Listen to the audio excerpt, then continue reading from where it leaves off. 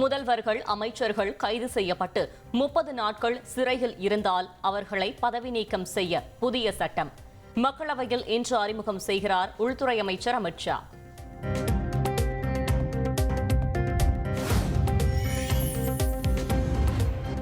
India கூட்டணி சார்பில் குடியரசு துணைத் தலைவர் வேட்பாளராக முன்னாள் உச்சநீதிமன்ற நீதிபதி சுதர்ஷன் ரெட்டி அறிவிப்பு. என்டிஏ கூட்டணி சார்பில் சிபி ராதாகிருஷ்ணன் அறிவிக்கப்பட்டுள்ள நிலையில் இருவரும் தென்னிந்தியாவைச் சேர்ந்தவர்கள் என்பதால் எகிரும் எதிர்பார்ப்பு.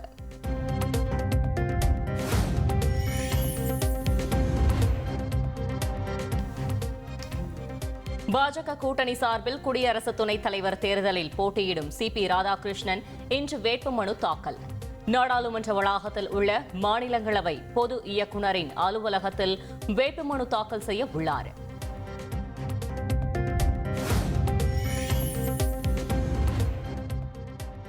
இந்தியா வருகை தந்த சீன வெளியுறவுத்துறை அமைச்சர் வாங் யி பிரதமர் மோடியுடன் சந்திப்பு. ஷாங்காய் ஒத்துழைப்பு அமைப்பின் உச்சி மாநாட்டில் சீன அதிபரை சந்திப்பதை ஆவலோடு எதிர்பார்ப்பதாக கூறிய பிரதமர் மோடி.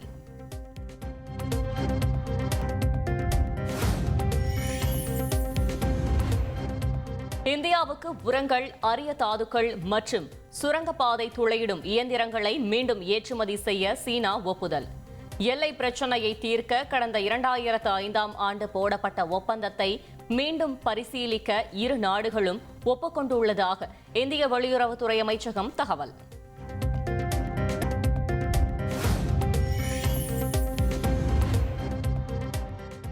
மும்பையில் தொழில்நுட்ப கோளாறு காரணமாக பழுதாகி அந்தரத்தில் நின்ற மோனோ ரயில் கிரேன் உதவியுடன் மேலே சென்று ரயிலின் ஜன்னலை உடைத்து பயணிகள் மீட்பு.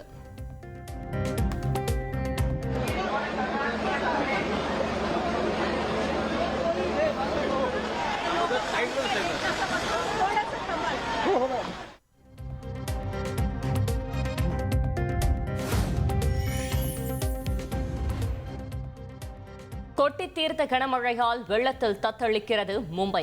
சாலைகளில் இடுப்பளவு தேங்கி நிற்கும் மழை நீரால் மக்களின் இயல்பு வாழ்க்கை கடும் பாதிப்பு.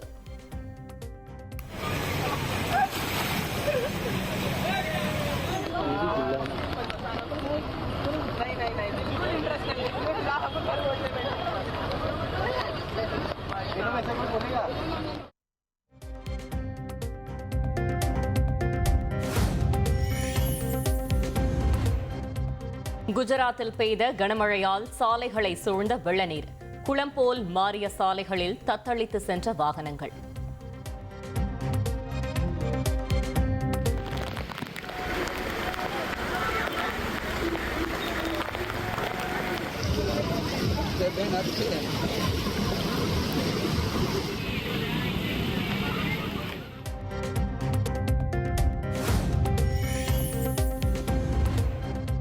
தென்கிழக்கு அரபிக்கடலில் நிலவும் காற்றழுத்த தாழ்வு பகுதியால் தமிழகத்தில் வரும் 25ஆம் தேதி வரை மழை பெய்யக்கூடும். சென்னை வானிலை ஆய்வு மையம் தகவல்.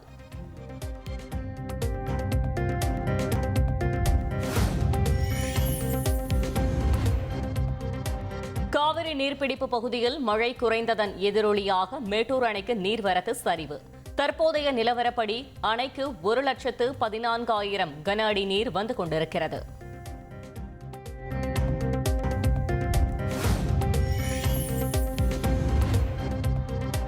62,000 கோடி ரூபாய் செலவில் புதிய போர் விமானங்களை வாங்கும் India. 97 LCA Tejas mark 1A என்ற போர் விமானங்களை வாங்க மத்திய அரசு ஒப்புதல்.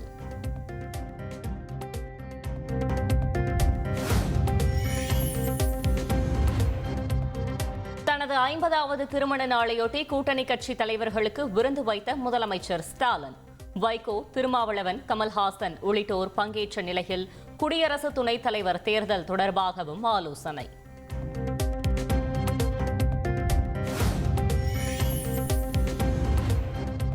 பாதி கம்யூனிஸ்ட் கட்சியை திமுக விழுங்கிவிட்டதாக அதிமுக பொதுச் செயலாளர் எடப்பாடி பழனிசாமி விமர்சனம்.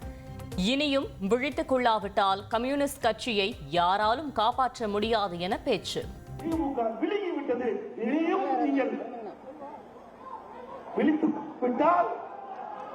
நீங்கள் சறுக்குவது உண்மைதான், வேற யாராலையும் காப்பாற்ற முடியாது.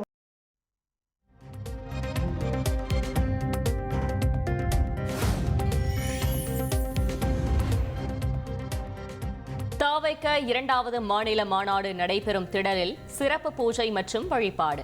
தாவைக்க தலைவர் விஜயன் தந்தை சந்திரசேகர், தாய் ஷோபா இருவரும் இன்று மதுரை வரவுள்ளதாக தகவல்.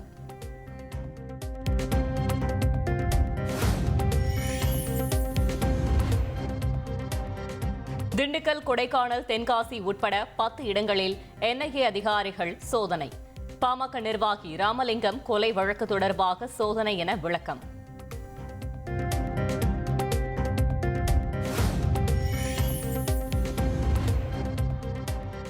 பழனி தண்டாயுதபாணி சுவாமி கோவில் உட்பட 3 கோயில் நிதிகளில் இருந்து திருமண மண்டபம் கட்ட பிறப்பிக்கப்பட்ட அரசாணைகள் ரத்து.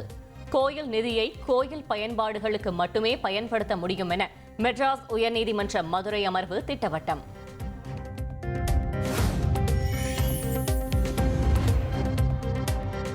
மசோதாக்களுக்கு ஒப்புதல் அளிக்காமல் ஆளுநர் வைத்திருந்தால் என்ன தீர்வு என மத்திய அரசிற்கு உச்சநீதிமன்றம் கேள்வி. நிலுவையில் உள்ள மசோதாக்கள் ஒப்புதல் அளித்ததாக கருதப்படும் என தீர்ப்பு அளித்தால் என்னவாகும் என்றும் காட்டம்.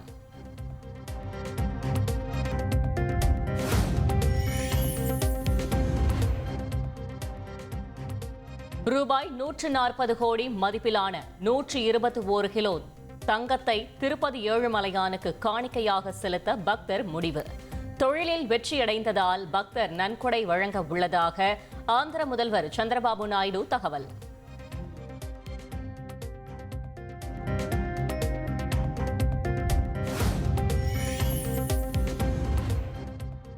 சென்னை ராஜா அண்ணாமலைபுரத்தில் அடுக்குமாடி குடியிருப்பில் தீ விபத்து. 5வது மாடியில் பற்றிய தீயை போராடி அணைத்த தீயணைப்பு வீரர்கள்.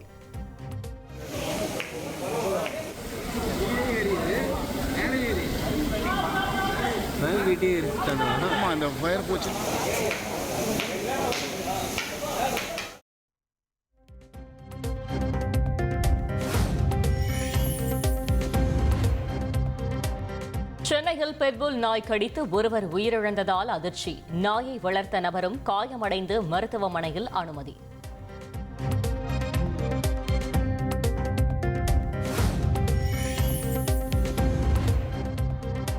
ராமநாதபுரம் மாவட்டம் பரமக்குடி அருகே விபத்தில் சிக்கிய அரசு பேருந்தை மீட்க முயன்ற கிரேன் கவிழ்ந்தது.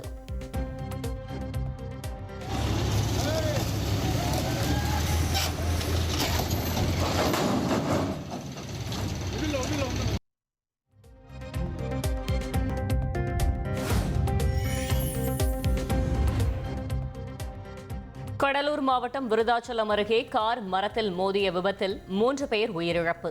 விபத்தில் படுகாயமடைந்த 4 இளைஞர்கள் மருத்துவமனையில் அனுமதி.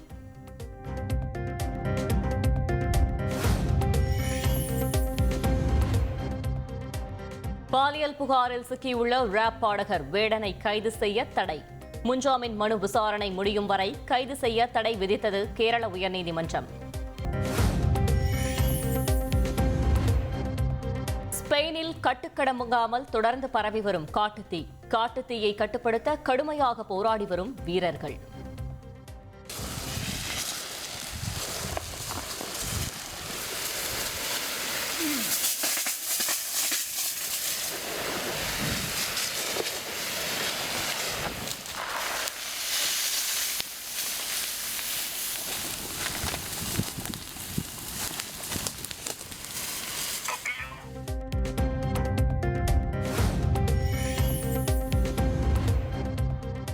ஏமன் தலைநகர் சனா மற்றும் துறைமுக நகரமான ஏடனில் கொட்டித் தீர்த்த கனமழை.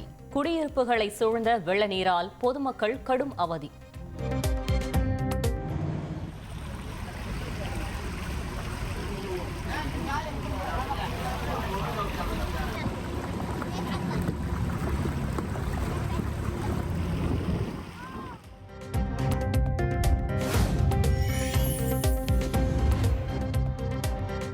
ஆசிய கோப்பை கிரிக்கெட் தொடருக்கான 15 வீரர்களை கொண்ட இந்திய அணியை அறிவித்தது பிசிசிஐ.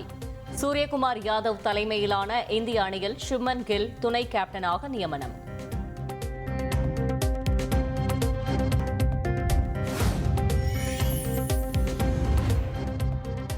அடுத்த மாதம் இந்தியாவில் தொடங்க இருக்கும் மகளிர் உலக கோப்பை கிரிக்கெட் தொடருக்கான இந்திய அணியை அறிவித்தது பிசிசிஐ.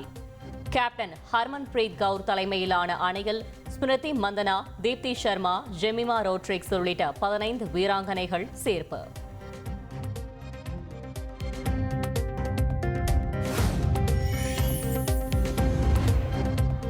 சிங்கப்பூரில் கூலி திரைப்படம் மறு தணிக்கை செய்யப்பட்டு 4 நிமிட காட்சிகள் நீக்கம்.